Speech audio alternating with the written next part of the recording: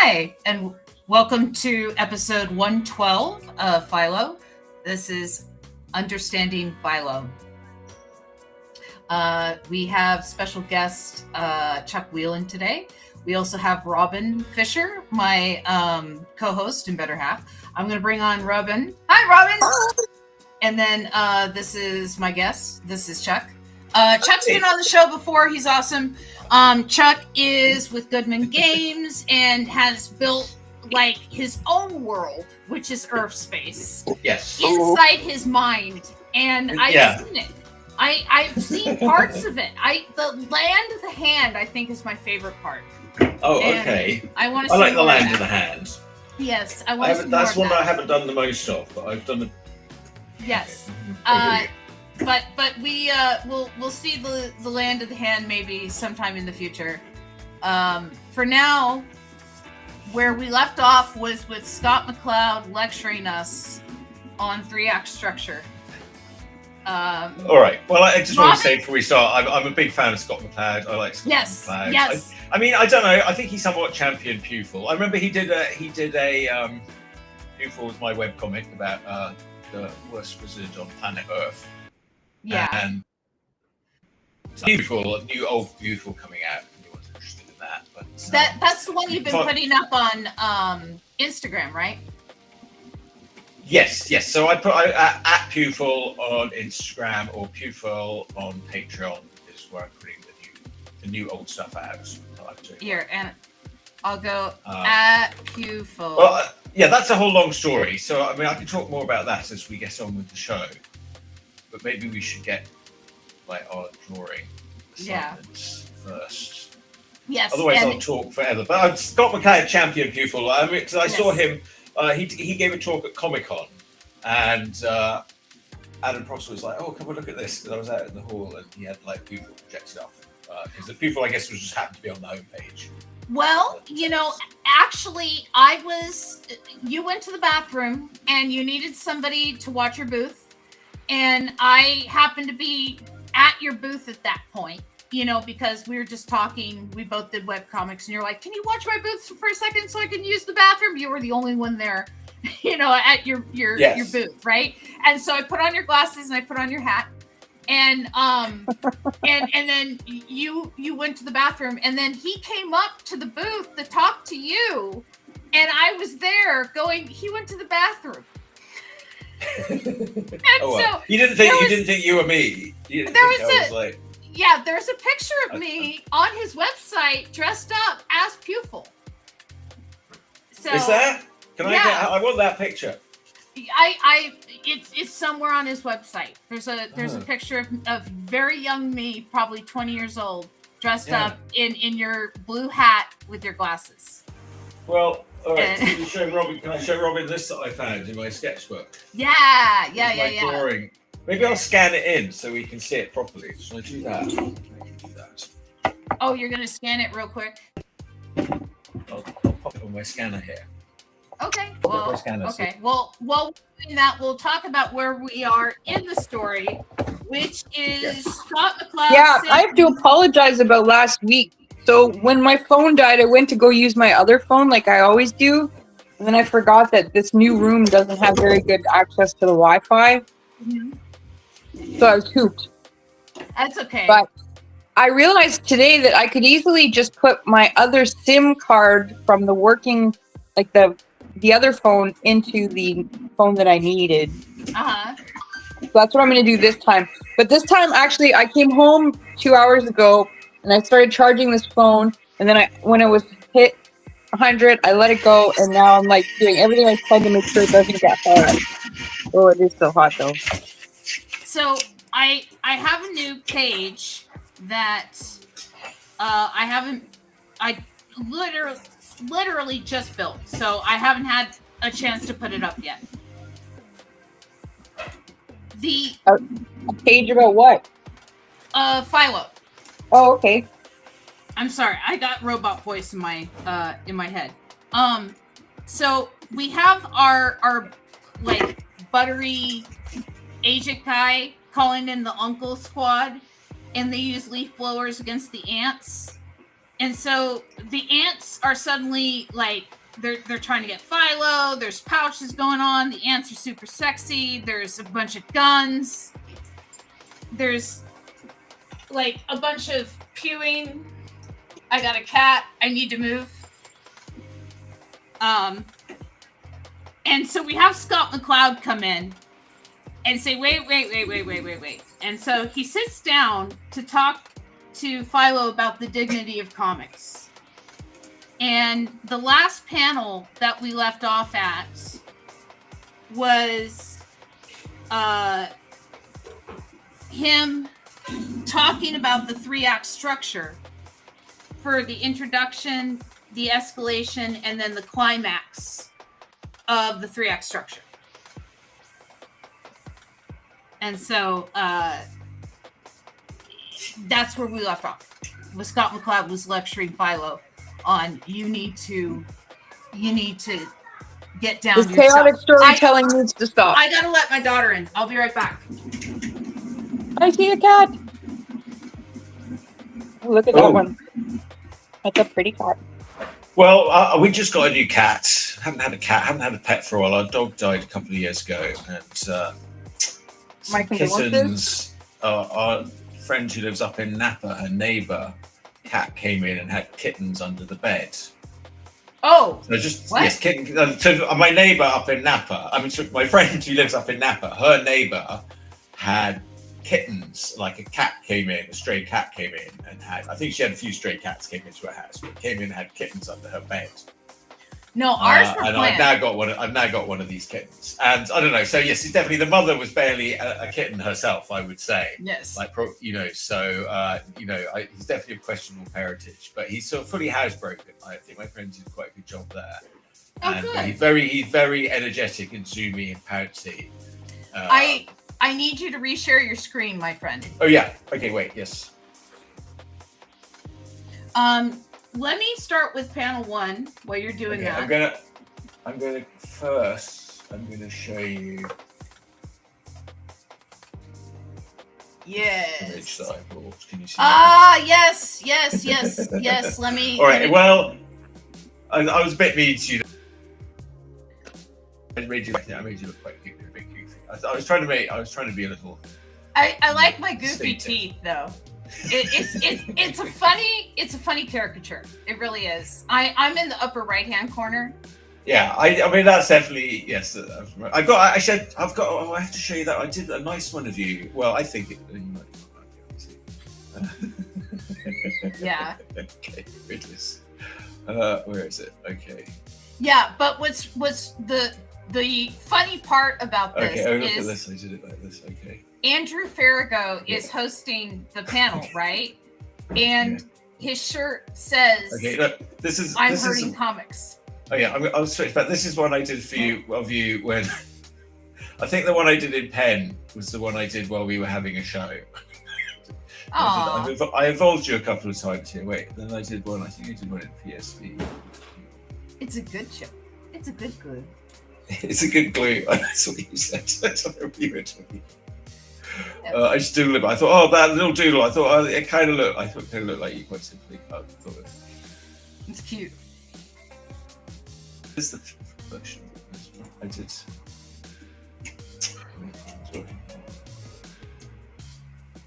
All right, I don't know what you're looking for because I don't use Photoshop anymore. Okay, no, that was my ink version. You can use that. You can have that. You can have that for your profile picture. I love it. Oh my gosh, that's cute. Yeah, with the little headset and the glasses. Oh my gosh, that's so adorable. And you can change I love my little buck teeth. Yeah. Yeah, I mean, you got have him. my You broken know, got him. teeth It's part of in what there. makes you cute. You're so cute. Yeah, I think. Oh, I love it. Yeah. Oh, So I've been that's meaning to cute. show you that for ages, but No, okay, I'm that's glad you liked adorable. it. Phew. Why wouldn't I like it? You know, people, I don't know. You don't know. Sometimes people. Like, I don't know. People I've never really worked as a caricaturist, but people ask me to do them time to time. I think I can do it, but I haven't really worked it. But my friends who have, you know, these people get really angry and they'll just sort of tear it up. Greg McCrary said had someone to tear it up. In front of his No, face. people shouldn't be afraid of cartoons. I mean, I thought he was it's going to punch him. It's a cartoon, you know. I think it's cute. It's a really good likeness. You got my chin. I think I felt like I got it in the first doodle, and then it's like, oh, and then I started using it. It was quite a good little exercise for me to like really try and keep it as I evolved it. Yeah. So, what should we do? Jumping off the okay, yes, and then we're back to Comic Con. Yeah, there's everybody else there at Comic Con. So. Yeah. Yeah. But yeah, well, I'm hurting comics right there. There we all were. Shayna's there. Ted Slampyak, Dave Roman, Raina Telgemeier. Canadian. Yeah, she's a big celebrity now. She's got her own floor at Scholastic. Steve Bryant. I saw him when I went in 2019. He was still there. He's a good guy. Yeah, he's still doing Athena Voltaire. Yes, Athena Voltaire, that's right.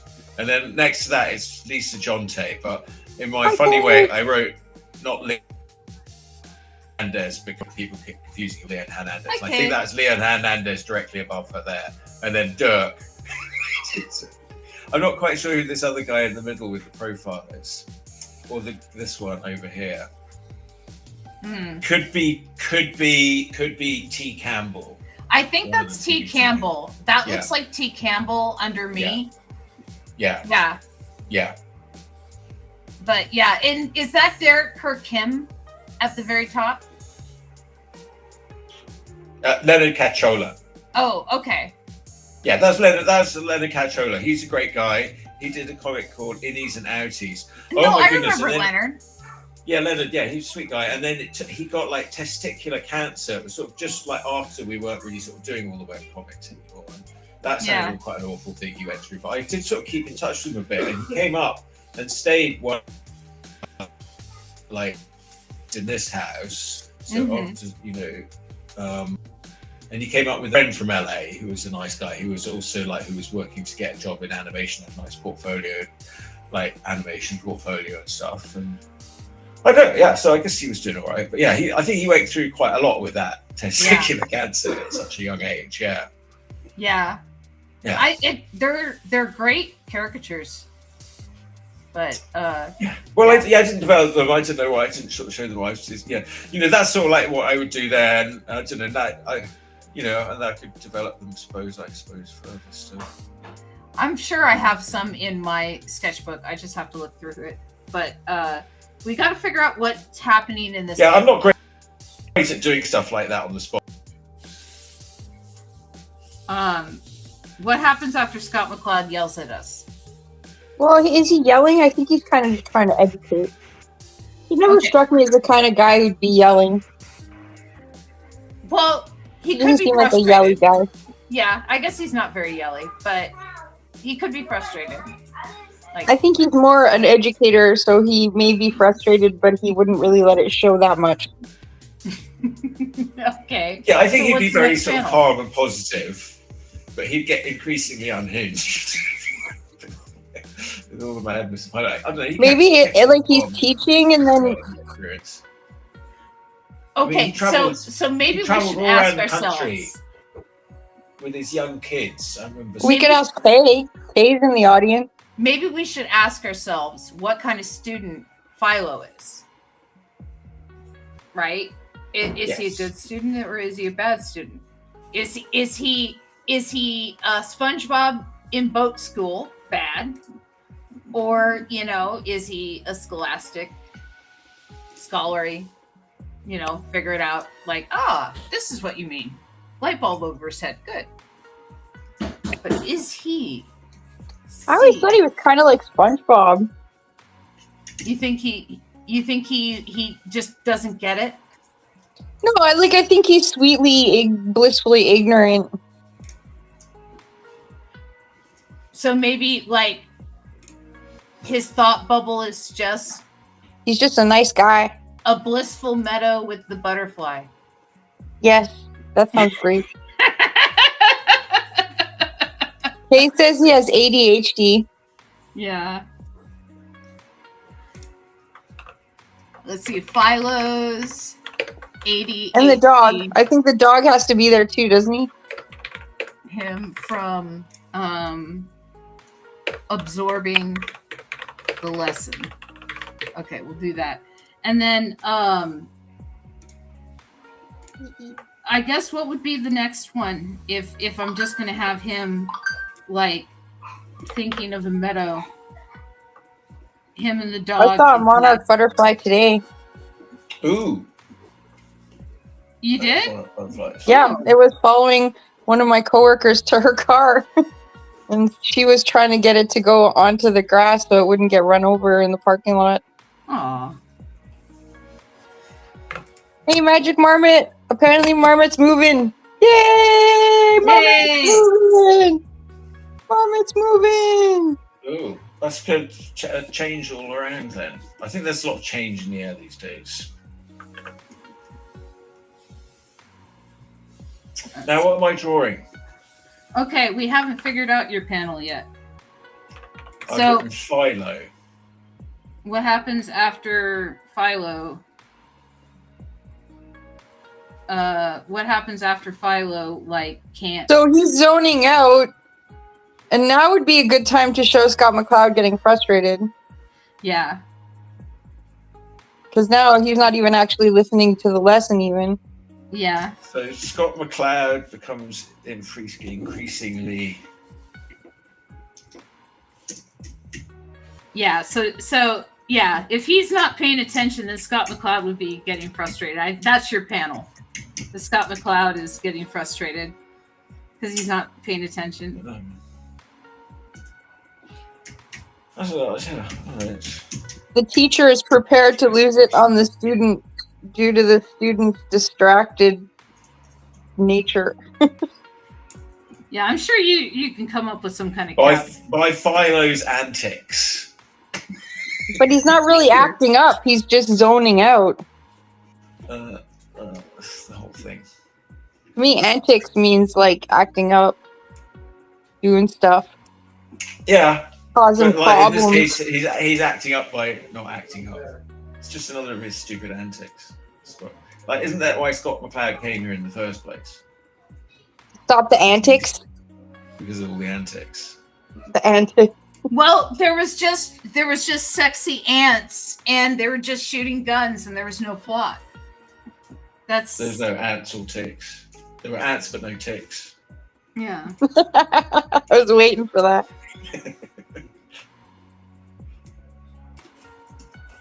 Let's see. So we'll do the Wait, meadow, tree. Dang it! It's just gone 100 miles away. Where is it? I can't understand. I don't know what's happened to the next line. I don't know what you're looking for. Well, I'm trying to bring that down onto the next line, but it keeps disappearing. It's a really big there's 120 paragraph loading. Okay, we can get rid of that. How about that? Okay. Hey, so I saw in the Book of Faith that they've done a new a documentary about Bill Sinkovich. Yeah. Yeah, I saw that too. I haven't seen the documentary yet, but it looks cool. Yeah, I'm pretty excited to see it. Yeah, it's called That Polish Guy. They seem to interview everybody for it. Like they've been interviewing people for a long time for it. I know that like Mike Mignola was interviewed for it, and like I don't know, just a bunch of illustrators and stuff. Like people have been going, "Oh yeah, I was interviewed. Oh yeah, I was interviewed," and then you find out it was for this documentary. So I'm really excited to hear what they have to say. How about that? Scott McCloud becomes increasingly frustrated by Philo's lack of structure. I like it. Oh, hi. Yeah. Well, then Scott McCloud would probably be like, "Oh no, he'd probably say, yeah, make a nice surreal comic with no structure." He'd probably be quite. Have you had him on the show? No, I haven't. I haven't. I think you need to get him on to come and tell us what he'd actually say. I haven't dared to ask because, again, I feel like I made a really bad impression a long time ago, and I don't. Oh, come on. I don't think he holds a grudge now.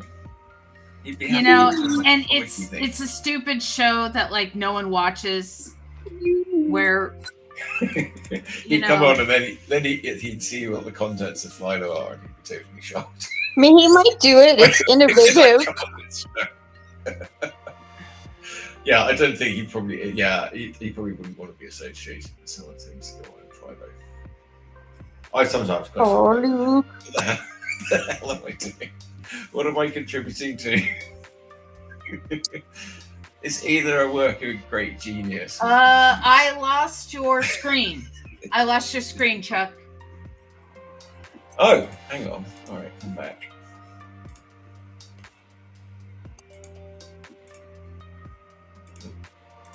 Oh, sorry. Now you just lost me too. That works too. All right, it's when I change the window size. Sorry, or if I go. Sorry, my work process. I switch often between like sort of full frame and not full frame. Yeah. It doesn't like that. That's why I tend to share just the like this whole screen, and I'm just careful about what I show on my screen. That tends to make it easier for me. Don't you break my toes. All right. Well, the problem is I was trying to find. I lost it because I went to find reference with Scott McCloud. That was the problem. Now, I've been using comic reference. Are you going to use real reference or comic reference? You have an option.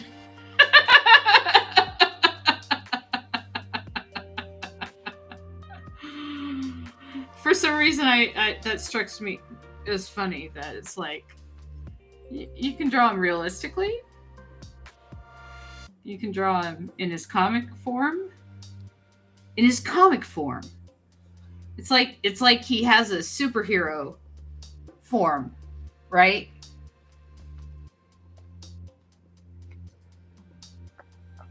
A superhero form? Yeah, you know, if he has like a comic form and a realistic, like, I don't know. So like a Fred Hembeck form versus an Alex Ross form? Well, I was thinking more like an alternate identity. Like, I've been watching a lot of the Fairly Odd Parents with my daughter. And I mean, I used to watch it when I was a kid and stuff, but they go into the Crimson Chin's world, right? And the Crimson Chin, there's this one episode where they go through the different eras of the Crimson Chin. And so there's like the gritty 80s era, there's the 90s, you know, Pouches, Liefeld verse era. And then there's like the 60s Chum era. And yeah, so like if you could have different comic versions of yourself, it is kind of like having a superpower. So Scott's version is just a teacher, right? This comic version of himself.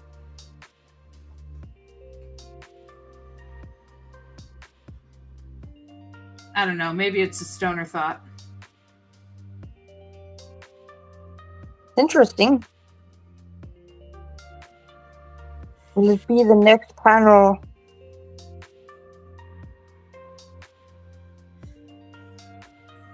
Yeah, depending on how you draw the character, that's like the powers they have.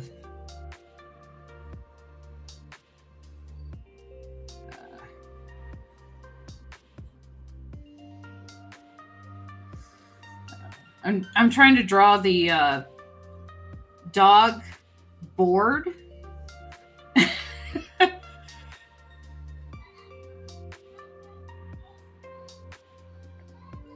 Dog's been doing a lot of hanging around lately. Dog is ready for some adventure. Well, wouldn't you Even be? you have him passed out. Yeah, wouldn't you be? Like, he's just like, ugh. And then, yeah, it's been a while since I've drawn a good thought bubble. A good dog adventure.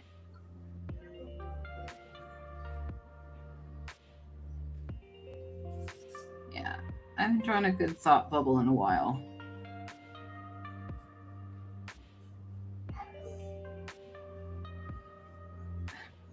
My husband is playing Vampire Survivors. I just saw it pop up in the corner.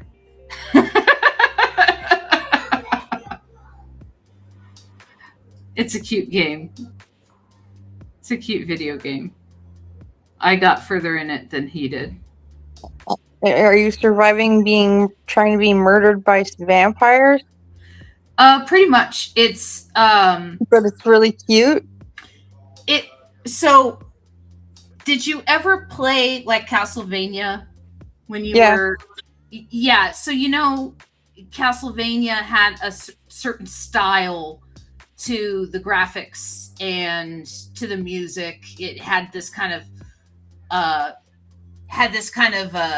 rock style to the music, and the Vampire Survivors, and then their later game Vampire Crawlers, which uses a lot of the same motifs and similar music and stuff, are both love letters to kind of those Castlevania games, but they're completely different games.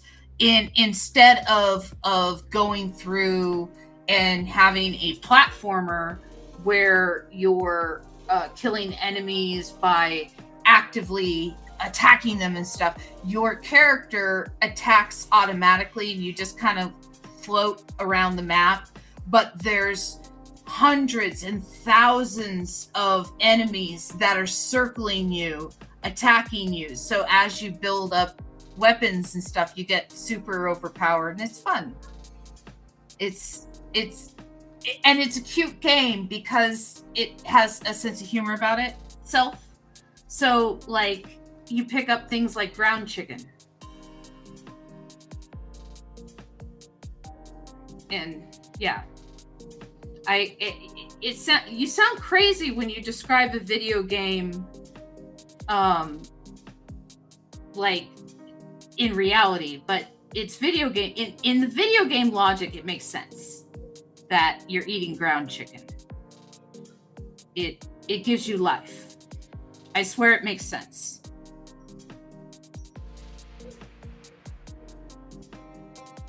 But yeah.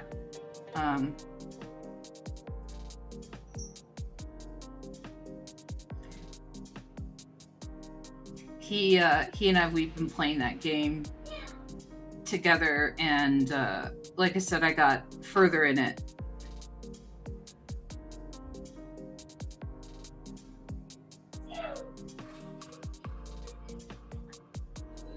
I think I lost Robin. No, you didn't. No, you didn't. No, you didn't. Okay, I just want to make sure. You're still with us. Yes. Haven't passed out yet. And I do have caffeine, so. Yeah, I did not get my promos up in time. Usually I do. So I'm a little disappointed in myself. But sometimes life takes over and your hands are full. There's not much you can do. But I will show everybody why I didn't get to my promos in time. I've been working on other books, and I started on the Haikudos book, and I'm like 7 pages away from finishing the big book of Philo. And so I've been working on those books, and I got kind of caught up working on those books. Did I lose you, Chuck? Chuck? I can hear him. No, Chuck, I can't hear you. I can't hear you. No, we lost your sound. Yeah, Chuck, we lost your sound. No sound. My mic is showing bars. Yeah, he had fixed it a little bit ago. I don't know. Why?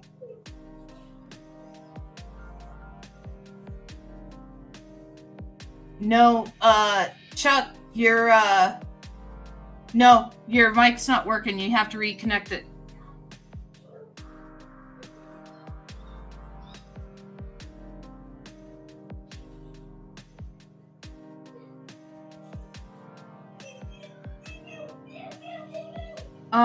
Go into your camera, and then there's your audio settings from your camera back end.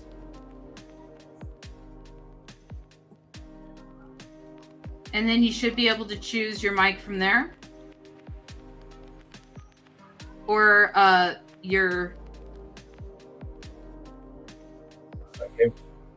Yes, I can hear you. So that's my map. Ah, there you are. Back again. Yeah. My other microphone disappeared from the chart. Ah. Oh. Was it battery powered? Did the batteries die? No, it's plugged in and it's working. I'm seeing the bars in the app and on the settings app. Is another program using it? Oh no, I've got that. Okay, can you hear me now? Yes. I don't know. I plugged it in again and I unplugged it, plugged it in, and that seemed to fix it. Okay. Yes, I can hear you. I don't know fine. why that happened. All right. Nope. I wonder. I thought you were just ignoring me. I was saying some really important things that I've completely forgotten now. Yeah, I was wondering why you were all quiet, because I was like, that's really not in character for him. Well, that self-censorship is so unusual. Yeah, like usually you're usually you're going mansplaining away. In the way that I like to do. Yeah, I was probably mansplaining something, but you know what? It doesn't matter because I forgot. You didn't hear it. You were happy. Everybody's happy. You should mute me more often. No, I'm not going to mute you. I noticed the absence of your voice and went, something's wrong. Yeah. Because especially when you're still talking and we see your lips moving, but nothing's coming out. Usually I can hear Chuck, and I can't hear Chuck. So there's something wrong. I'm scared. No, I've been aware of it for a little while, but it was all right. Well, no, it's not all right. Well, I know what I wanted to talk to you about was kittens, because you're like a cat person. Yeah. Yes. Expert cat person, and I don't know. I've had when we were little. I found the cat under the hedge with kittens, and it was a very sweet cat, and it had more kittens. And we kept some of them we gave away. But then, as an adult, I've always got a cat from the shelter that's like fully grown. So I haven't had a kitten for a while, but it's already housebroken. So the woman who we got it from definitely did a good job there. Yeah, you're talking about the new one that you just got, right? Yes. And then, are the eyes still blue? No, it starts to go green. No, it's still weaned. It's been to the vet as she had them fixed, did everything. So it's already it's been a while. So it's like a little mini cat now. Oh, nice. Yes, good, but I mean, we're all like, okay, don't want to go outside at this point. Tina seems to think she can keep it indoors permanently, but I mean, I don't know. Well, I will tell you that I thought that it was cool to let my cats out, like I did in Colorado, here in Tennessee. Oh, fleas! So many fleas! Oh my gosh, my feet look like polka dots, and not in a good way. And I am doing everything in my power to try and keep the cats in now. Sorry, I lost my image again. Sorry, my screen. I can do it. Sorry. Yeah. Yeah, just share your... How are the cats taking it? I was really lucky because when I decided to bring my outdoor cat indoors when he was 13, he didn't fuss about it at all. But I think, if I'd done it earlier, he used to hate being inside. Rowan is giving us wow. Oh yeah, those ones. Yeah, it's the end of the world for him. And then he's got things to hump. How dare you? Yeah, and then all the other cats are fixed, so it's not as big a deal for them. But Rowan and Creeper are the ones that we need to get fixed, and so we are.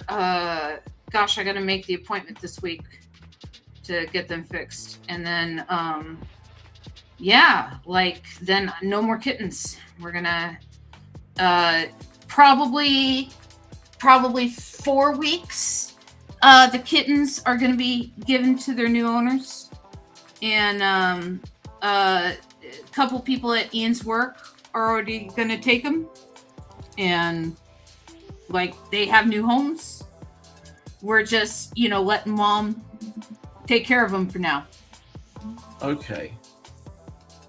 And so, apparently I'm a terrible human being. Apparently I'm a bad person. Because yeah, someone told me I was a bad person because my cat had kittens. oh, because you hadn't had it fixed, but you didn't get it fixed before. Yeah. Oh, Well, and then she labeled a bunch of other personal attacks that I didn't bother to read. I just deleted the message. well, But who was this person? Who was it? Some random person. no, it wasn't a random person. It was. I'm not gonna like dox him. I'm not gonna like out him or whatever. Yeah. But all you have to know is that there is a convention in Minneapolis that is very popular amongst people who live in Minneapolis. It's called Convergence. Very popular.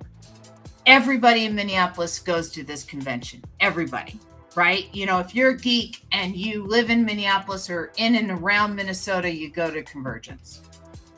This person, because of their drunken, crazy, wild behavior, got kicked out, permanently banned from this convention. Oh, okay. And that convention was the same weekend that they kind of spun out, and not just me, but a bunch of other people. They had these personal attack, rah, rah, rah, rah, kind of like, I'm going to attack you. Was the same weekend of the first convention of Convergence that this person was not able to attend. So I'm not saying that there's causation, just correlation between the two events. Mm-hmm. And it made me feel much Just better. asking questions like No. Fox News. You're like a Fox News TV host. No, we had a mutual friend that I was like, hey, your friend thinks I'm a bad person. And that mutual friend went, yeah, this person is kind of spinning because of this reason. And I went, oh, that makes sense. That makes sense because their behavior got them kicked out of this convention, so they're spinning. Mm. So, yeah. And so I did not take it personal after that. If that was the reason why they got kicked out of such a popular convention where this person lives. Mm-hmm. And so that just it. I don't think it was attacking me so much as it was projection, as like, you're a bad person. Mm-hmm. Well, they don't know anything about you, so they should shut up. Yeah, exactly. Like, I've never actually met this person in person. Like, we have a mutual friend that we've both met in person, but we've never actually met each other in person. And this person had a lot of personal things to say about me that were not nice. And I don't need that. I blocked them. Block them. Get out of my life. Bye. I don't need you. Bye. So long. Well, yeah, normally people who are sort of morally pontificating have got something there going on. Yeah. Well, it's. I was taking care of the kittens.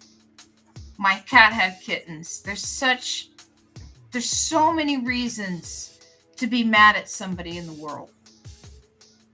A person letting their cat have kittens, I was irresponsible. I should have gotten. Well, somewhat. You are supposed to get your cat spayed. I have to say Yes. that, Oh no, I agree. That is a sort of established. But here's the thing, okay? I was agreeing with this person. I should do it. Oh, Ian's doing this. Don't talk about it. No, I'm not. I'm just. You're a bad person. No. Yeah. But I it was my negligence of why the kittens became cats and made kittens. But we're getting them fixed this month. After they made 2 kittens that we found homes for right away. Now, in Tennessee, does that cost money, or is it? It does cost money. Yeah. So, some places they'll happily sort of do it for free because they don't want cats everywhere the place. But yeah, but I don't mind paying for my cats to get fixed and taking care of them. And here, let's update your shots and let's get new tags. And I love my cats. Yeah, I mean, yeah, and you found homes for the kittens and did all that. So what's wrong with that? Yes. So I could have been more responsible, but as irresponsibility goes, I am taking care of the kittens. You and took I your found responsibilities homes for them. Yeah. Yes. So you're going to be irresponsible. That's the way to be irresponsible. Yeah. You have to be responsibly irresponsible. Yeah, it's like, yes, drink responsibly. Oh my gosh. Okay, so what are we doing for panel 3? Because you still need to share. Oh no, you did share your screen. Okay, there's your screen. Yeah, I'm back. Yes, sorry. Yes. Sorry, I've been missing all the fun I've been having. So Scott McCloud, I'm getting a little Robert Crumb here, but he's thinking such filth, I'd be doing comics a favor. He's thinking about killing Philo, I think. Okay, so what happens in panel 3? Does he kill Philo? He's either going to kill Philo or he's going to turn into like the Incredible Hulk. I Maybe feel like he's going to sort of so spaz sick out. of comics. He's so sick of comics that he falls into the gutter and enters a whole new world. I have an idea. There is a quote in Understanding Comics where Scott McCloud says to kill a man between panels is to doom him to 1,000 deaths. I think. Oh yeah, next panel is like, I killed him. That's the gutter. In between panels is the gutter. That's what I was saying. He falls in the gutter. And now he's in the gutter. I think that Scott McCloud's going to get dragged into the gutter. No, should drag Philo into the gutter to doom him to 1,000 deaths. Okay. Ooh, but then Philo's got to drag Scott McCloud into the gutter with him. Like Gandalf, like the Balrog, the same way the Balrog. Like, what about Scott McCloud is like Gandalf and Philo's the Balrog, but then the Balrog's going to catch Gandalf and pull him down into the gutter with it. Let's see. To kill a man between panels is to doom him to 1,000 deaths. It's one of my favorite quotes from Understanding Comics. I don't guess it. It means that everyone will be writing the story in other comics about. No. What he was talking about is he was talking about pacing, right? And he says that you could have a panel of an axe raised, and the guy, and a panel of the guy, raising the axe, and a panel of the girl going, right? And then the third panel is birds flying, right? Birds flying out of a forest or something, right? Like you don't need to show the death. And that's what he meant. Yeah. Is he said that if you don't show the death, people make the death up in their heads however they want. It can be the most gruesome death or quick death or however they imagine that death to be, which is why when you kill a man between panels, you doom him to 1,000 deaths. But if you put the death in the panel, it's only that death. Very good. See, that's why they pay him the big bucks, that Scott McCloud. He's not... Well, I mean, he's reigning supreme as the foremost authority on comics these days. I mean, I don't know if there are any challenges. Well, I mean there may Diana have Green, before her passing, she was definitely scholarly. and you know, you still have you have the Vermont school, bunch of people coming out of there for comics, and then you have SCAD has a comics program. You have MCAD has a comics program. You have the Kubert School of Art, which has its own philosophy about. Yes, I know that's Joe Kubert. Yeah. Not the Kubert that used to hop around on those little square. No, not Kubert. No. I made that same mistake when she said it the first time too. But Joe Kubert is about, their philosophy is about make the pages, right? And so they don't care how those pages are made, make the pages. And in SCAD and in MCAD, it's more artistic. In I want to say in Vermont's school, they're not so much, I'm not going to say they're not artistic, but they're more story driven. And so I mean, I have their book. They've got a very horizontal book. What's it called? Making Comics or something. Yeah. That one, I think that's sort of associated with that school there, isn't it? Yeah. And it's a good book though, I liked it. Yeah, and so there's all these different philosophies, kind of schools out there in comics, and you have Neil Cohn. Neil Cohn has been writing on comics as visual language for years. Now, and he's like Roy Cohn's brother, is he? I don't know. No. He is Roy Cohn's brother who made comics. I don't know if they're brothers. Okay. But he I almost had him on the show, but then I had to move, so scheduling kind of came weird, and I have to reschedule with him. But he wrote a book called Early Writings into Visual Language, which is a book I have, but he just had one that just came out. Okay, Neil Cohn Comics Language. He just had like a UN grant. The Visual Language of Comics is his newest book that just came out. And then he also has another one that's the Pattern of Comics. That's his old book. But the Visual Language of Comics, and here, let me put it up on the screen real quick.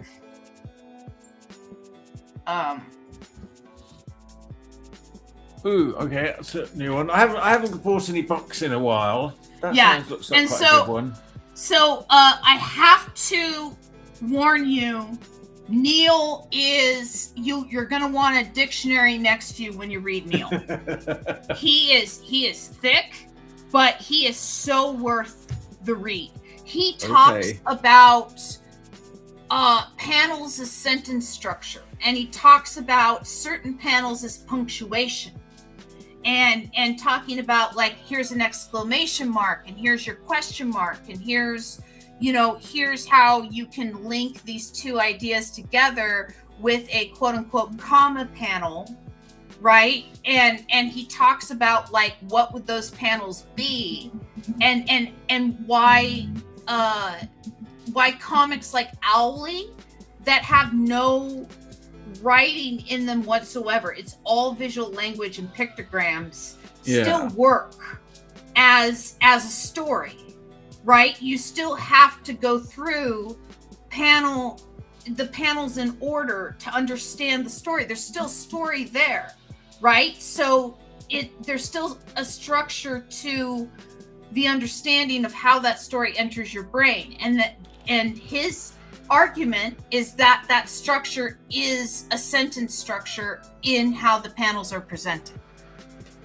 And so it's an interesting argument. Like, Neil Cohn is an interesting school of thought in comics. I only have one of his books, but he's written probably like 4 or 5 books on comics, and it's stuff where you're reading and you're like, whoa, like the brain thinks about that. Like he taught himself like Mandarin kanji to understand how kanji was put together and the history of it. Okay. Like dirt, the kanji for dirt, like you add certain lines to it, makes mountain, and then there's like, you add other certain lines to it and it makes Mount Fuji, right? But the heart of the kanji is like still dirt and it's still mountain, and there's like these added, like I'm ruining it. I am destroying what he's talking about, and I'm probably describing it wrong. Yeah. But he killed it, Amber.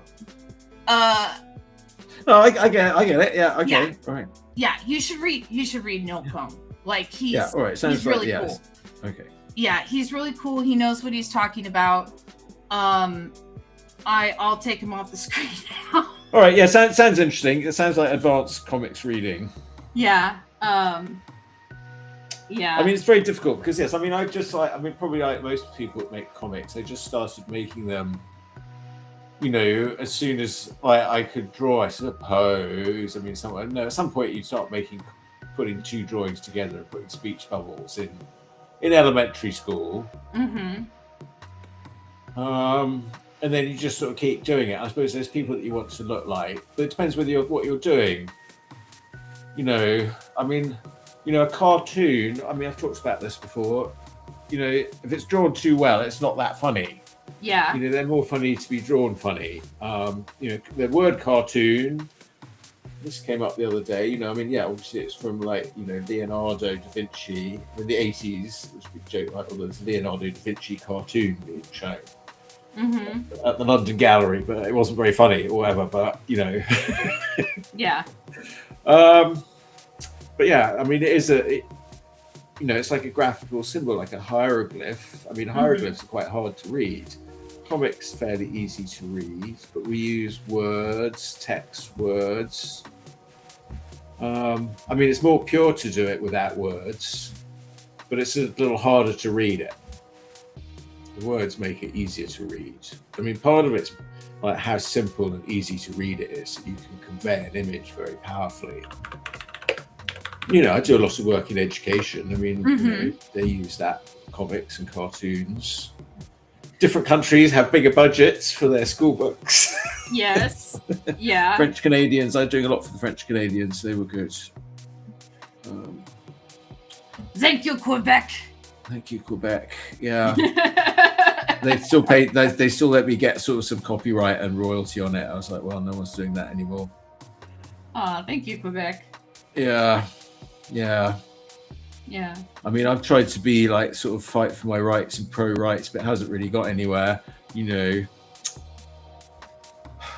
don't know. I guess I got a lot of my own IP. And that's good, but. Oh, there's Robin again. Yay, she's alive. You join us. I put the SIM card in my old phone, so we'll see how long this lasts. But yeah, the other phone, it's too hot. Doing all this on my phone, it makes it too hot. Oh, I'm sorry. Are you having a heat wave up there? I'm using my old phone. It's an LG. It's reliable. We'll see how it goes. Just put my SIM card in the old phone. So I got instead of having to use Wi-Fi, I can use data. So it's all gonna work out, hopefully.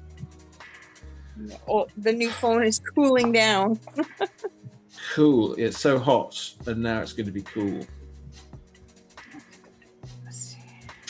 All right, comics lettering. That's the hard thing, isn't it? Like Schultz said, having someone else do your lettering is like a golfer having someone else play their 9-iron. Which I'm like, okay. There's that, and then there's been some beautiful letters throughout comic history that it's like, yeah.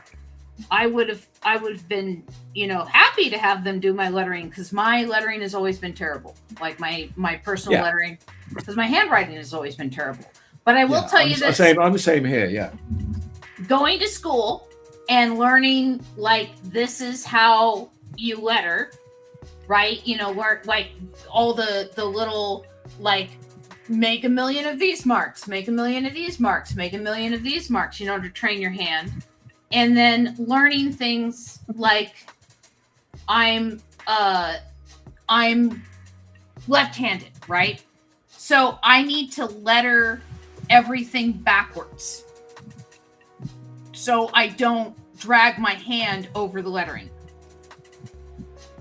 That makes sense. That's Yeah. something I learned, right? And then another thing too is you can't letter and look at the word. You have to look and think about each individual letter as you're lettering it. You know, you can't like two and then write the letter two, because when you're writing very quickly, you know, the letters kind of lean into each other and stuff like that. But when you're lettering comics, you can't do that.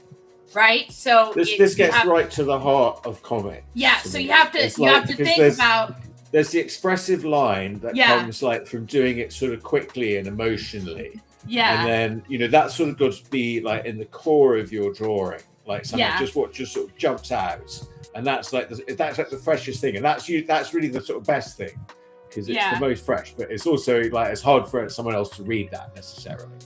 And so you then have to translate it into something that's read. And I think this goes with lettering as well. Like I want the lettering to be dancing around like the image and doing this. And I find it like really hard to find that, like to really sort of go slow and controlled, like very, very controlled and like. But here's the interesting thing that happens, okay? If you take the time to think about the word to, okay, T-O.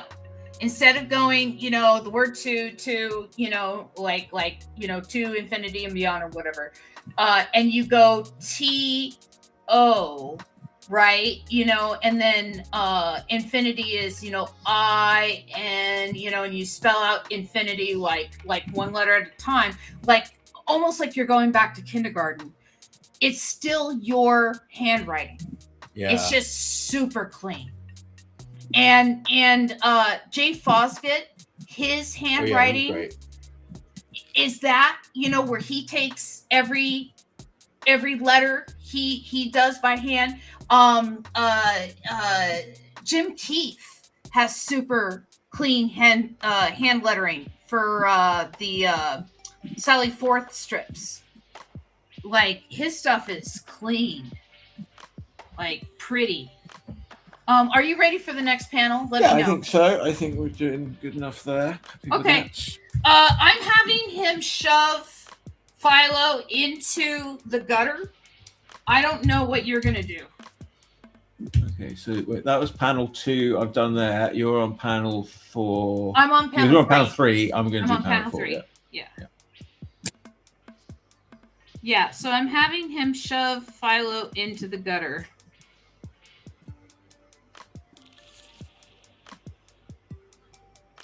Here, I'll put. Oh, I am in the big space. Okay.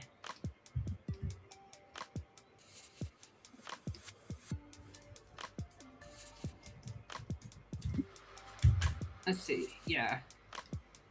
Whoa.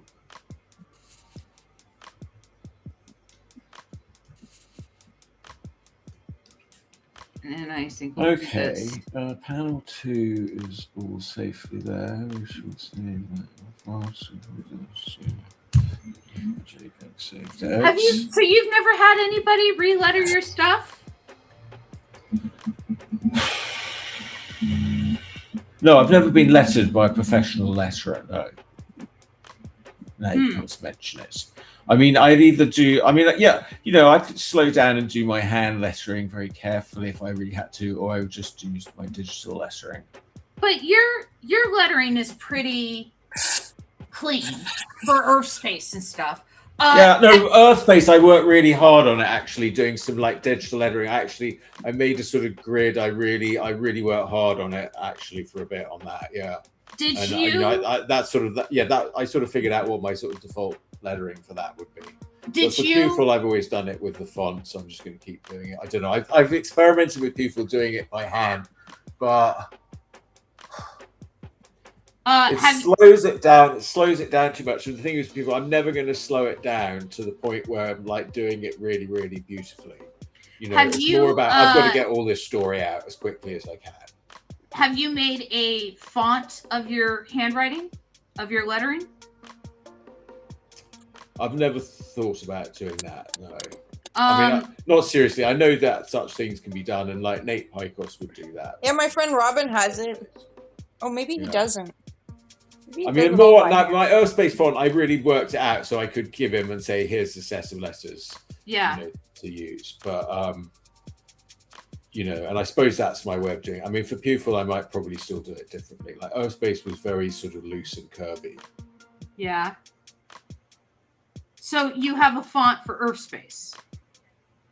I think yes, I got a page and I did it and I created a grid and I worked at it and I said, okay, here's the perfect forms. I put them at the top of the page and I'll try and get it. And I've even got a Pandora playlist of certain music to listen to when I do it to really get me into the right relaxed frame of mind for doing it. Mm-hmm. Yeah, so you like traced your lettering like templates? No, not traced. No, I don't trace it. I just got it there to sort of remind myself, like, okay, that's what they are. Okay. And then I do them fresh. I draw them. Oh, okay. So you just have I can say, in case when I start, I forgot. Well, how did I do a W? I forgot. No, I worked out this is how I'm doing them. So I put them there, but I don't need to trace them. I can. So it's just they're my organic way of doing them. So it's just reference. Yeah, but there's certain like certain things like how I mean off the top of my head I probably can't exactly remember how you do a W, but like some of them I know like I think that like use they're more sort of they're quite rectangular-y. I'm gonna give Philo a Popeye mouth over here. He feels like he needs a Popeye mouth. And then do this. Okay, just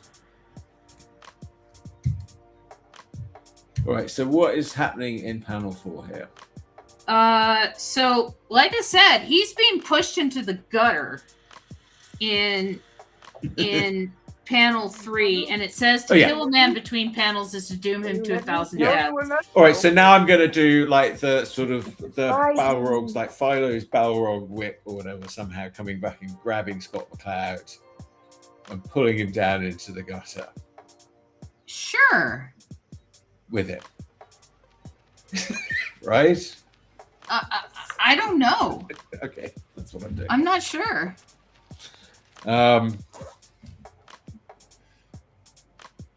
Let's see. I'm right now. I'm adding his like shirt detail. Yeah, his check shirt.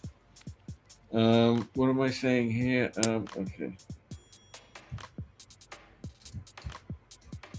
Philo doesn't have a whip normally, does he? What would he use instead of a whip?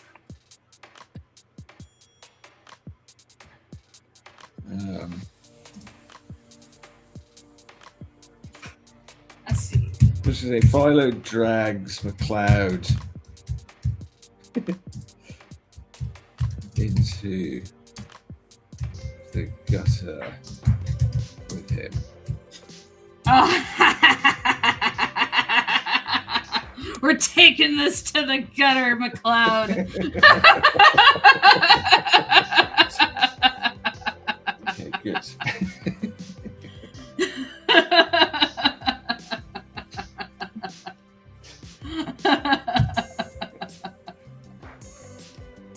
Rock'em sock'em. Yeah, we're taking this to the gutter, McCloud. And part of me wants to make a Highlander joke because his name is McCloud. If there can be only one. Yeah. Oh wait. Yeah. Oh yes. Oh yes. Yes. Oh yeah. That'd be good. Wait. Yeah. So how does it came up the other day? Why were I they think talking they're about? making a new show now. Okay. That Highlander show ran a very long time. I didn't watch it, but they had like about 7 seasons of it or something. It was I went for a really long time. It was in the same vein as like Supernatural, where it had no plot, but it was written with heart. Yeah, it's a really weird series, Highlander. Yeah, I think I was watching some YouTube video about it. I'm sorry, I should say no plot. I should say it had no budget. It had no budget, Yeah. but it was written with heart. But then they You got know- some Queen songs that really elevated it, and they had Yes. Sean Connery for the first one, and he Yes. he was contractually bound to appear for 10 minutes or something in the second one. You don't think that? Hi, Spider. You don't think that Christopher Lambert didn't carry that movie? Oh yeah, no, Lambert's fine. I mean, but the second one is a complete mess, and there's like all these different versions of it. Isn't that the one where they become aliens? Yes. Yeah, 'Cause, no, I've never seen it. The filmmaker said, I you know, never everybody saw that always one. wanted to know where they I came tend to- from. The one question they were always asked was like, where do they come from? So they thought they'd answer that question, but they realized that was the wrong thing to do. No, you don't answer. Do not that. answer that question. No, you leave it a mystery. But you have to, though. That's the trouble. You can't not answer that question. They're just naturally born on Earth as Supermen. But why does there have to be only one? How do you make a sequel if there's only one left? Because that is the plot of the movie. Haven't Okay, you well, ever what- okay, seen? what- Haven't you ever seen pitch meetings on YouTube? No. Oh, you need to watch those. You're in for a treat. What is it? What's the format? I mean, is it Um, actual pitch meetings or it's like just people? No, pitching it's crazy ideas? it's Ryan George. I've talked about him on the show before. He's a Canadian who's very funny, Okay. and he does these fake pitch meetings of like, oh, I got a movie for you. It's Jurassic World, right? And it's like faking what the conversation would be between the producer and the writer. Yeah. Where Okay. the producer's like, well, isn't that a plot hole? And the writer will be like, get off my back, right? And Yeah. you know, the producer will be like, well, why will people go see that? And the writer will be like, because money. And you know, the producer will be like, oh, that's right, people do have money. You know, it's just like it's just this really cute thing where it rips apart like modern media in a way that is very smart, you know, and it does it with it's stupid characters written by a very smart person, you know, of like, oh, I hear you have a movie for me. Yeah. You know, where it's called Star Wars, right? And he'll do a pitch meeting for like when Star Wars came out, right? And it's just it's cute. Yeah. Yeah. Sounds good. I spend a lot of time on the internet because Yes. I have a child and I try and find good stuff for her to watch. There's a show you could get her to watch that I like. I used to show during daycare. That she might like. They're this Toronto couple and they're puppets that they do, and it's called Pancake Manor. Oh And yeah, I there's know songs. Pancake Manor. Yeah. Yeah, It's they're really fun. good. I like Pancake Manor a lot. Yeah. Storybots is another really good one because they do alphabet, color, planet, and they're awesome. Storybots are really cool. The alphabet I really love. It's totally funky cool. They do like A is amazing, and they'll do it like in a kind of retro 90s grunge song, but it's like these little robots. And B is for Boogie. That's a really good one. I like B is for Boogie a lot. It's cute. Yeah, I'll have to check it out. Storybots. Storybots. Annabelle is at the perfect age for something like that. She is. I agree. Goodness, how old is she now? She is going to be 6 in November. Golly. Yeah. Yeah, I know. Crazy, huh? Let's see. Okay, so what we'll do is we'll have his little Zot up here, so it looks like he's in another panel. And then on that one, do this. Haha! It's like I know what I'm doing. Almost. Oh, You do know what you're doing. Yeah. I'm gonna take a second, because Chuck is catching up here. I'm gonna take a second to share book stuff that I've been working on. Yeah. Yeah. So it looks like he's in that panel. Okay. Yeah, and then we'll have, I feel like I need to have Mushroom? We haven't had Mushroom in a while. Yeah, we haven't seen him at all. What's up with Mush? Yeah, I'll draw Mushroom down here. And then isn't it time to see the octopus? Yeah, we haven't seen Armand in a while either. And what happened to his brother? The last time we saw him, he was on the Sally Turtle Raphael show.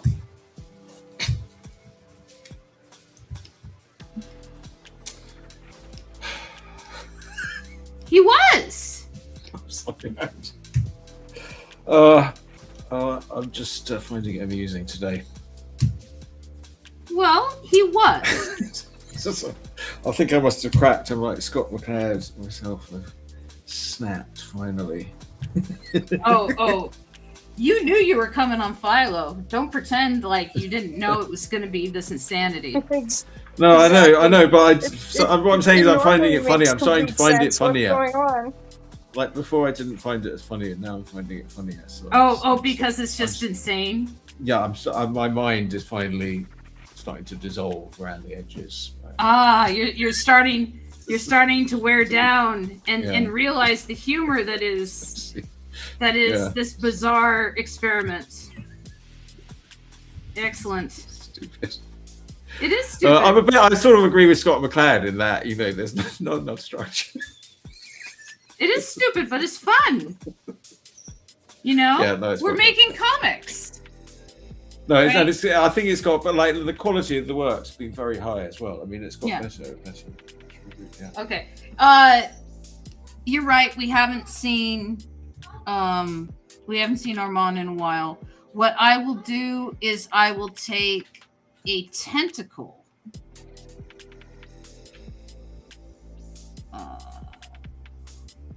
I will have a tentacle. I will have 2 tentacles. Peeking. What are they doing? There we go. Okay, 2 tentacles.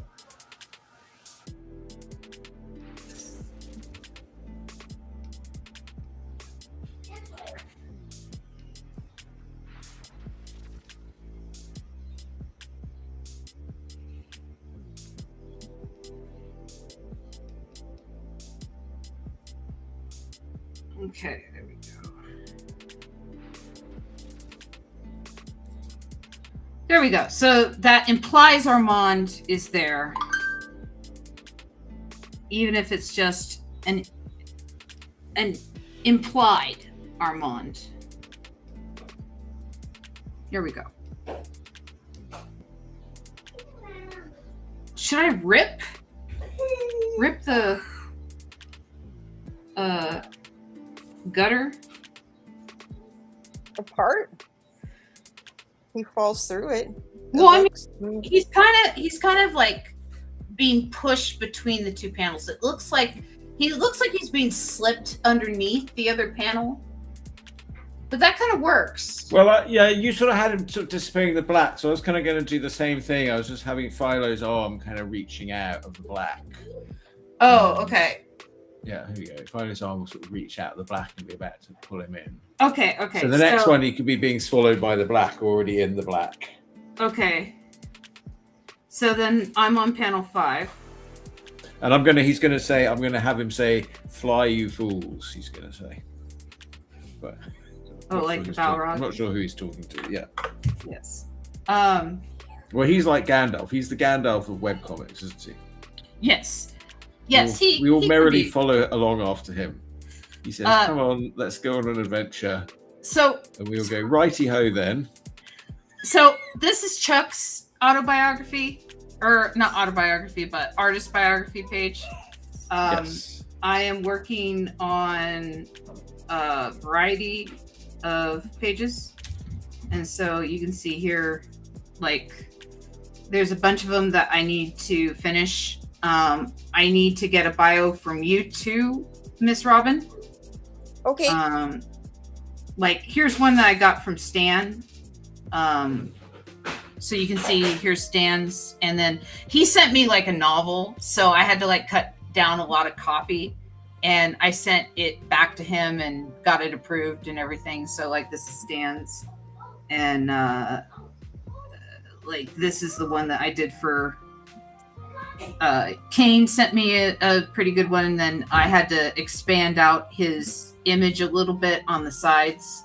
But yeah, so I've been doing that. I'm about 7 pages away from finishing, and they're all like pinups, and except for like the legalese page, the dedication. I need, like I said, I need your bio so I can have like a Robin was part of this project. This is all about her. I can do one of those. Yeah, and let's see, I'm trying to think what else. Oh yeah, let me show, because I'm showing a lot of stuff today. I started on my Haikudoodles book, and haiku book. it's a haiku and doodle mix book, and so this is the format. Which is going to be the page in the center and then the haiku down at the bottom. I am not titling the haikus, I'm just numbering them. And so you can see I just have the number, and then there's the page. I'm cleaning up the pages where my daughter added stuff. Oh, hi. Hi, Carrie Yar. Yeah, and then yeah, so I don't have that many done because it's taking a long time to clean up this artwork. My daughter added a bunch of scribbles to a bunch of pages, and some of the pages have like watermarks and stuff.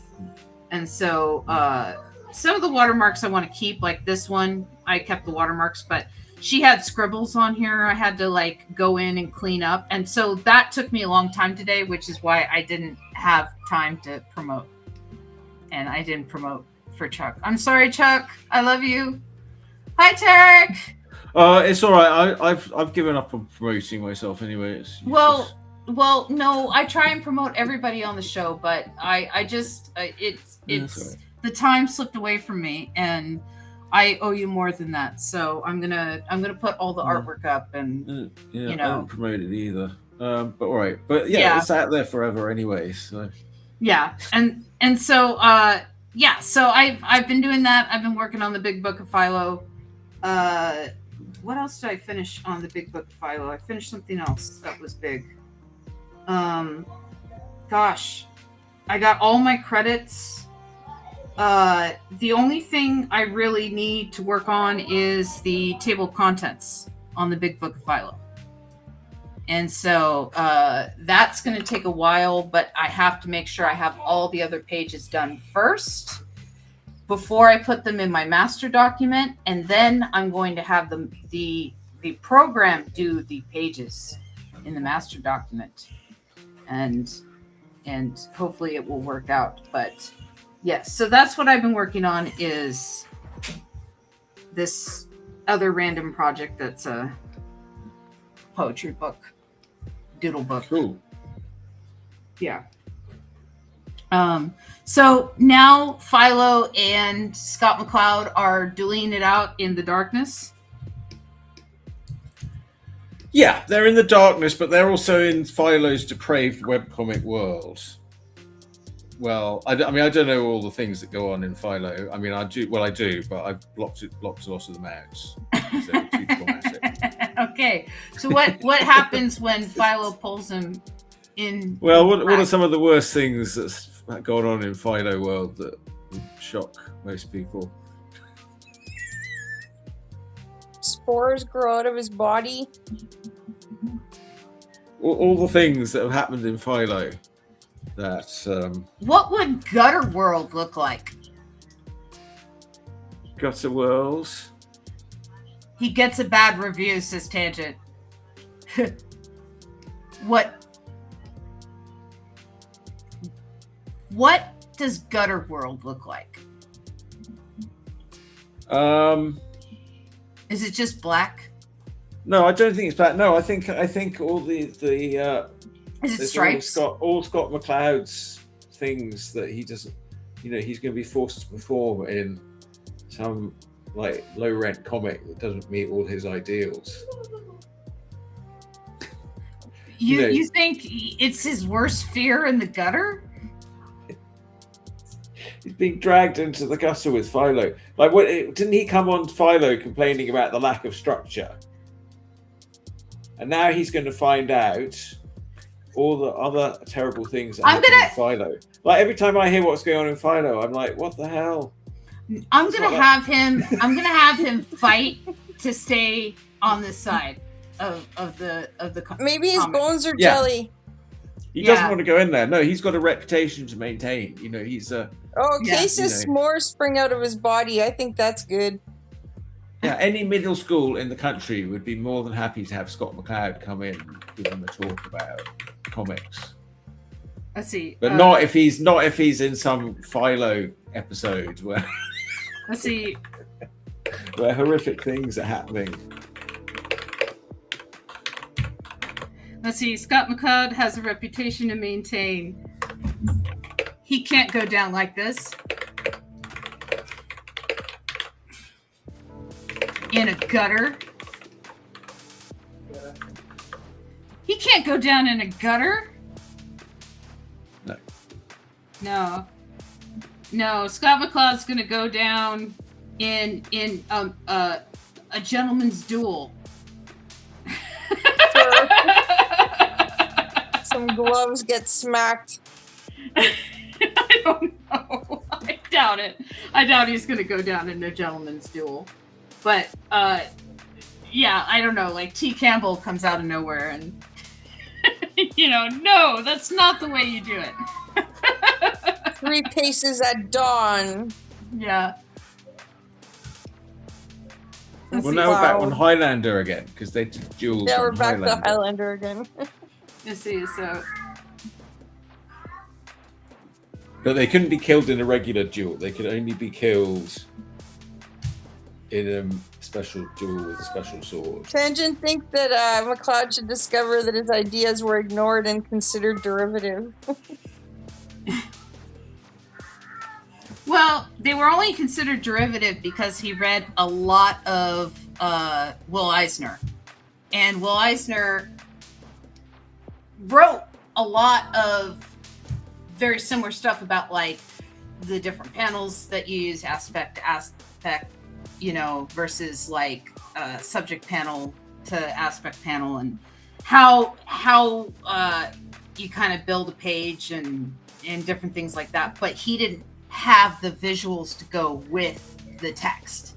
And what McCloud did is he took all those ideas and he broke them down so basically kids could understand it. I don't think his ideas are derivative. I think what he did is he expanded on Will Eisner's I felt like okay, he's sort of setting it out very simply and clearly, but it was sort of information that I'd already largely gotten from other sources. Yeah, and again, like that's because you, as a cartoonist, were seeking out that information, right? I'd get everything that I could find, and there wasn't a lot. But my generation didn't, I was living in the middle of nowhere. I didn't have access to a lot of stuff. Like Scott McCloud was my introduction to a lot of these ideas. And it was later on that I picked up Will Eisner and I went, wait a second, Scott McCloud seems to have read the same book, right? And it's not a bad thing. It just means that he and I read the same thing, because there's parts where Will Eisner is very, adamant about this is how you do things, and Scott says you can do whatever you want, right? And there's other parts where Scott kind of expands on things, like the pyramid, the style pyramid with face and text on one direction and reality on the other direction and abstraction to the top. Yeah, that is all Scott. yeah. I like that some of those things. I liked a lot. I liked all what he did. I didn't have any problem with it. I mean, and it was good. He made it accessible. Yeah. And and then you go around and you talk about it, and you're the guy who does it, and that's cool. Yeah, that's good. I mean, Will Eisner was probably done with that, and that wasn't for really... me. I knew a lot of it, but what McLeod did for me was give me the glossary for it. Yeah. Yeah. He did that a lot. Yeah, and he was just generally encouraging to everybody. Yeah, even the ones he didn't like. Even Amber. Even Amber. Everyone me. was like, "Oh my god." Even me. That everybody was bugged by, and like, oh my gosh, he's back. Let's see. Okay, I'm gonna have him like clawing onto the other panel, and yeah, he's trying not to get sucked into this panel. Okay, you're punting on the horrors of that panel. Yeah. And it's 6:30, so is that going to be the end of the show? Yeah. I'm gonna finish this panel, and then that's where we're gonna leave it, is with Scott McCloud fighting Philo to the death. Well, I think whoever gets in next week has to start with drawing some of the horrors that we find in the gutter. Who do I have we punted on what actually goes on in the gutter here. Oh my gosh. Okay, next week is a wonderful person to pick up where we're leaving off. It's Kane Lynch. Nice. Oh, Kane Lynch. All right. Well, he does nice things. He's not going to be very good in the gutter. Yeah, is he? yeah. So he's gonna save Scott McCloud, I'm sure. All right. He's probably gonna save Scott McCloud from dying in the gutter. Yeah. Yeah. It'll still be fun though. Yeah. But yeah, we're gonna have. Well, I'm glad. I didn't would want like to Scott. clarify that he does not think that Scott McCloud's ideas are derivative or ignored. It was just an idea for the storyline. Oh yeah. Yes. I don't think his ideas are derivative. I think that, really like I said, we read the same books. No, it's not really. It's more about he's like set himself up to be the guy who's going to teach the next generation of kids about this stuff, and put it in a nice format. That's nice. Yeah. Yeah. Why not? Someone had to do it, and he did a good job at it. Yeah. Well, and also, Kitchen Sink Press was the first to publish Understanding Comics, and they've published a lot of experimental books back then. And so I want to throw a little shout out to his first publisher, because he had originally gone to, I want to say, like Marvel and DC, and like, hey, let's put out this book, and no one believed in him. But Kitchen Sink was like, yeah, okay, we'll do this, because you have to understand that his was a graphic novel that was about comics, that wasn't a superhero book. When you had Strangers in Paradise, and maybe Cerebus, which was still kind of superhero-y because he has a sword, he's a warrior. And there's magic and stuff in that. Yeah, it was very based on like Conan the Barbarian at the beginning. Yeah. Marvel Conan the Barbarian. That's exactly what it was. You didn't have Bone around at the time. You didn't really have a lot of independent comics when he came out with Understanding Comics. I really tried to read Cerebus. I keep getting bogged down. I don't get very far with it. High Society. Yeah, that's what I've got. I didn't mind the first one. So I saw halfway through High Society, I start getting bogged down. Yeah, High Society is worth a read, and then the one where it's all about religion gets kind of hard to read, because he rapes his girlfriend. He marries her and then rapes her and then divorces her in 3 pages. And that was like a lot of fantasy books in the 70s and 80s, was like always it has to become a rape or something. It's especially hard for me to read because I'm a woman and Dave Sim hates women. And and then he went off on this major misogynistic spiral. Yeah. And he created his own religion. Yeah. Yeah, but I sort of appreciate the nuttiness. I mean, that's why I'm kind of curious, but I'm not that I'm likely to feel like I'm likely to be converted by him, but it makes it hard to read. I mean, what he did for comics can't be ignored. You know, he was able to make an independent comic and put out issue after issue. I don't want to say all by himself, because Gerard was there helping him. Yeah, but I would see them on the shelves in the comic shops in London. It's Dearhart, by the way. Dearhart. I'm sorry. But they would be so expensive I couldn't afford them. I'm sorry. You can get them for a song now at any used comic bin. Yeah. I like Dearhart's art, and the stuff that he did post-service is beautiful. Some of his things that he's done. He's astounding. I mean, he's the main reason I think I always want to read it, really, because it's that stuff looks really so good. Yeah. I just never knew how to pronounce his name, apparently. I don't know, and I just sort of like, I think it's cool that he sort of said, I'm going to do 300 issues, and he did it, and he stopped it. I don't know. I mean, just as a maker of comics, you're like, wow. Yeah. You know, I mean, yeah, sure, you're going to be a bit nutty in the head. Yeah. Well, he also did stuff like at one point he took acid for like 5 days straight just to see what would happen. And that was like right around the time that he was working on the religion book after High Society. And so like he kind of lost touch with reality. This was years after his divorce, but his divorce like resurfaced in his mind as like something that he like couldn't get over again. Yeah.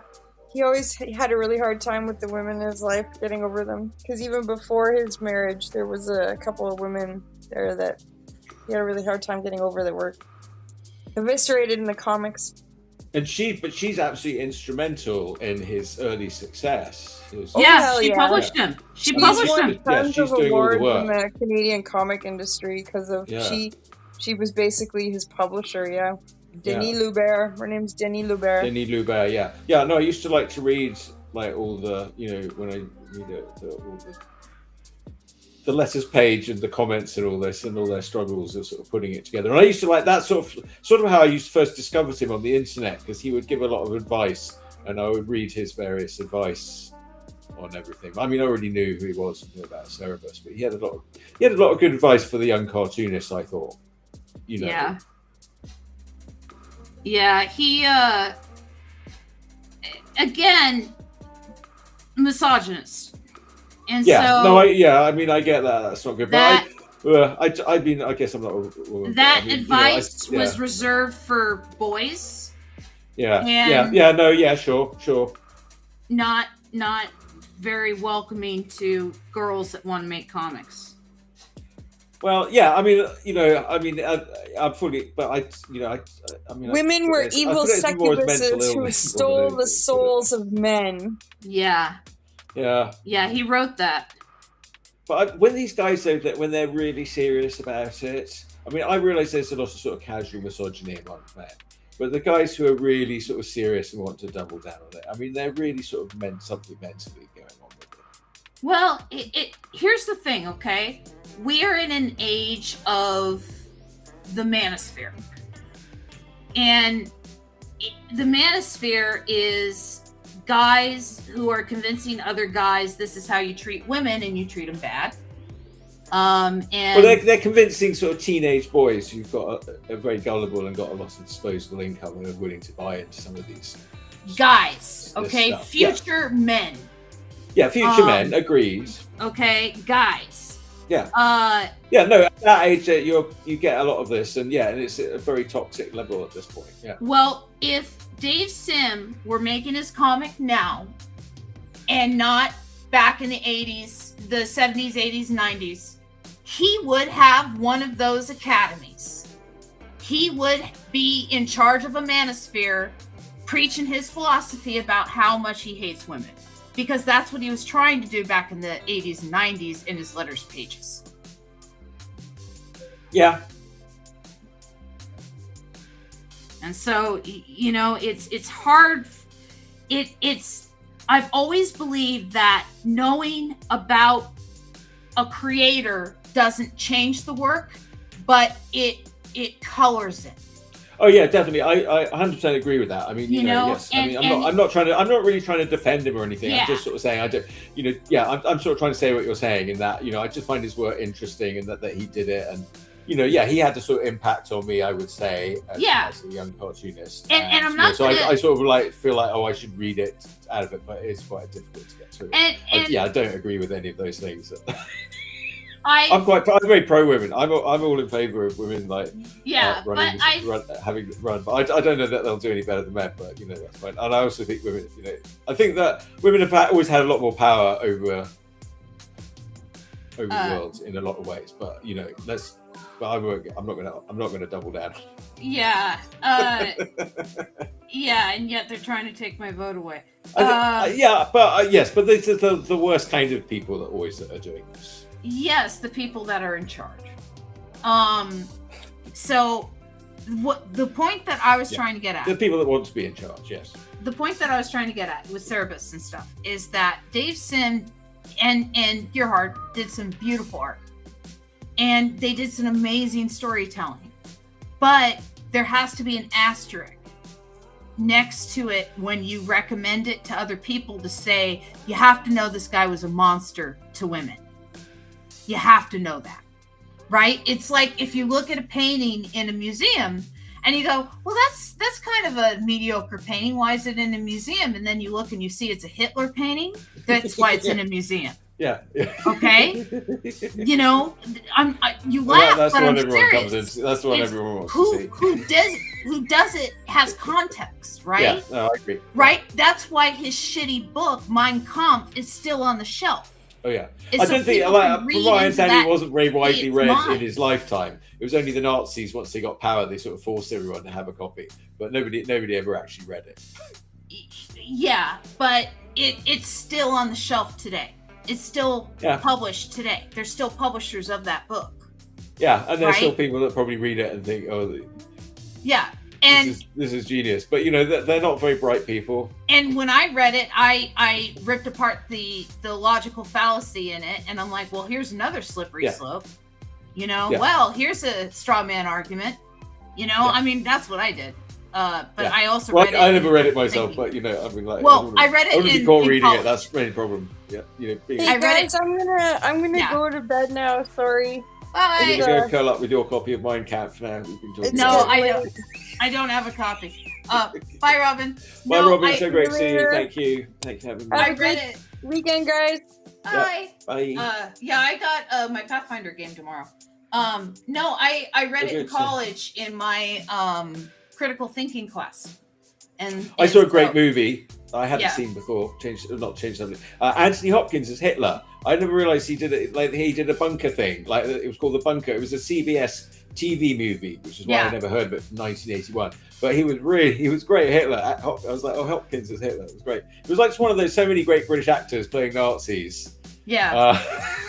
In the book. Yeah. But it was good, and I think they researched it very well, and you know, it was like, it was pretty. They included the orgies were in there and everything. My favorite Nazis are bad guys movie.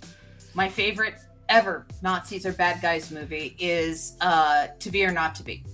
And I love that. I like that a lot too. And I like. I saw that when you see it in the theater, yeah, I like the Mel Brooks version over the original. I never saw the original. Yeah, the original is very serious. You know, it's drama, right? But the Mel Brooks one, it does almost the exact same script, but then it adds a little lighthearted, you know, notes to it throughout, and but it's almost the exact same script. And so like lines from the original movie are in the Mel Brooks version that you would think would be just in the Mel Brooks version, like like they open a curtain or something, and you see all the Jewish family behind the curtain, right? And he's like, are they Jews or are they rabbits or something like that? About the fact that they just keep multiplying and more being hidden in the theater. And so like that's a line from the original, but in the original it's like screamed at the guy hiding them, but in the Mel Brooks version it's just kind of said as like a little aside, like but that's the difference in the brevity between the two movies. And so by having the comedy there, it makes the drama more dramatic. And so like the scene where they're leading all the Jews through the audience, right? And it's the audience of all of the soldiers, right? And they have the clown car with the trapdoor, and so they're all going through the trapdoor, out of the clown car, through the audience, and then they're going into vehicles and stuff in order to make it to the airport. And so one of the last ones is this older woman, and when she stands up, she's terrified because it's an audience of Nazis, and so she's just terrified, right? And so they can't get her off stage, and the Nazis are wondering if there's something wrong. And so the clown throws a big comical yellow star on her, and says Juda, right, which is Jewish in German, and ha ha ha, it's just part of the scene, it's just part of the joke, and then drags her frightened through the audience, right? It's just part of the show, right? And the thing is with all that comedy in there, moments like that hit so hard in that movie, right? When he comes back and his wife's asleep and there's nobody there to see him in the makeup, and he did it, he did this great thing, and he sits down in the chair and he says, I did the greatest performance of my life and no one saw it, right? That's a scene that like every actor could understand, right? But it's so human at the same time that this guy saved everybody, right? And nobody's there to greet him when he comes back and celebrate with him as he's taking off his makeup and tucks his wife in, puts a blanket over her, right? And she's cheating on him the whole time. She ends up with the pilot at the end of the movie, right? She doesn't even. He doesn't. It's been a long time since I saw it. It's been a long time. I mean, I saw it a few times. I saw it when it came out, and I saw it again once or twice, but I haven't seen it for a long time. Yeah, in the I want to say in the original, there's no affair, but in his version, there's an affair. That always during his speech, that's when the guy gets up and then goes and has sex with her in her dressing room. Okay, yeah, because he did it with Anne Bancroft. Yeah, so his wife. His wife in real life. Yes. Yeah, and So, the first time he ever saw her, he told everybody in the room he was going to marry her. And so I think that. Yeah, I think I heard that story. Yes. Yeah. And I think he was just a romantic his whole life. Under all that comedy, under all those laughs, under all. Wait, they're both still alive, right? No. Oh, Did no. she die? Anne passed several years ago. Oh, he okay. just had his 100th birthday. Yeah, it was 100. Yeah. Yeah, and so What she died, right? Mel Brooks just finished directing Spaceballs 2. It is in editing right now, in post-production. So I'm excited. This is called, I believe, the second one. I don't know, Spaceball. That's where he started losing it for me. Other people like Spaceballs was fine. I don't know. Depends where you go. I mean, definitely the early ones. Spaceballs is for kids. Yeah. Spaceballs is him writing a comedy for kids. I guess so so. that Okay. kids Sure. can watch it with their parents. Okay. Sure. Star Wars is a kids movie. Yeah. Okay. I Right? agree. Yeah. It's Okay. 12-year-olds. Yeah. So he made a kids movie that's a comedy for kids. That's why there's butt jokes in it. Right? There's hardly no, any you can't make fun of swearing Star in Wars. it. Sorry, it's not subject. It's not a fair fitting subject for humor. Yeah, Star Wars. But that's why there's hardly any cursing in it, and you know. Yeah, okay. I'll buy that it's a kids movie. I'll buy that. But Yeah, for me, you know, for me personally, I'm like, biggest that's where he plot point started like is- not making funny movies anymore. But the biggest plot point is that Princess Vespa not lose her virginity, right? You know, it's a kids movie. It's just Mel Brooks doing a kids movie. You know, he realized that Star Wars was a kids movie, and so he made a kids movie. You know, he's young. Okay, all right, that fair enough. I mean, yeah, I could be like, I don't think it's his worst movie. I mean, that's probably Dracula Dead and Loving It. I mean, nobody disagrees about that one. Dracula Dead and Loving It. I saw it in theaters. It has its moments, but it's not his best movie. I would say Silent Movie is probably his weakest film. I don't mind Silent Movie. I quite like Silent Movie. Oh, and I guess I like Robin Hood Men in Tights. When is that? Before or after? That was before Dracula Dead and Loving It was It. before Dracula, but I think it was after Spaceballs. Yeah, it was after Spaceballs. But yeah, that one's really good. I enjoy that one.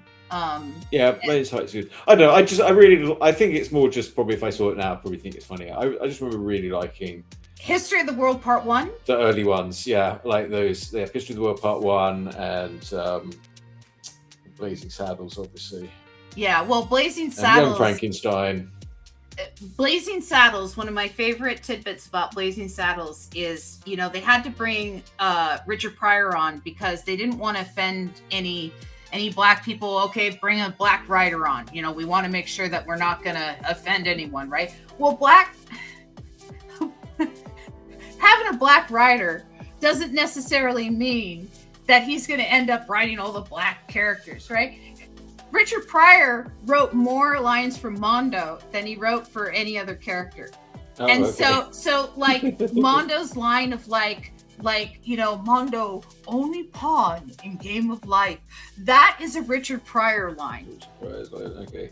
Yeah. And so that Yeah, he's on the writing credits for the movie, right? But Yeah. what he was doing All is, right, but then he gave it that credibility to their Yeah. writing, I think. well, I mean, again, that was it doesn't the matter. producer. You know, it doesn't matter if you just write Mungo's And, lines. You know. and he was supposed to play Sheriff Bart, but then the producers said, "Oh, we know we put him on the writing team, but you know he might be too controversial to play Sheriff Bart, so they had to get a different Sheriff Bart."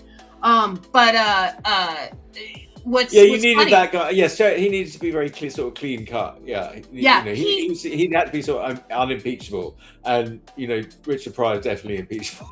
he wrote the theme scene in Blazing Saddles, and then you know the end where it's like they're going through all the different sets on the movie studio, and it just kind of where it goes out of nowhere. Yeah, that's a great. Well, yeah. I Did it guess- go from being a western into being like a sort of musical spectacular? Yeah, and I guess Mel Brooks didn't know how to end it, and so that was something that Richard Pryor came up with. Is he's like, let's just you know have horses on the lot, and just you know whatever they're filming, we'll just have horses go through it, and you know, like people know it's a movie, right? That was one of his things, and so another joke that he came up with is at the very end of the movie, you see Gene Wilder sitting on the car, because again, Western, sitting on the car, and he's got popcorn from the movie theater that he's eating while he's sitting on the car talking to Sheriff Bart before they get in the car to ride into the sunset.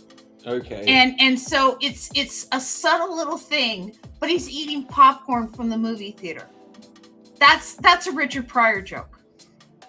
It's just it was. I loved all the Richard Pryor stuff. Yeah. You know, I loved all that growing up. Yeah, that and Yeah. you know, the Gene Wilder movies. Have you ever watched any of the old Get Smart stuff? Some of it, we did have that at some point where I did see a bit of it. I saw like Police Squad. We saw that was good. Yes, but I should let you go. We are way past. Yeah, I gotta go. Hey, Okay. it's been a great show. Thank you so much for having me. All right. Adios. We'll talk to you later. Bye. We can't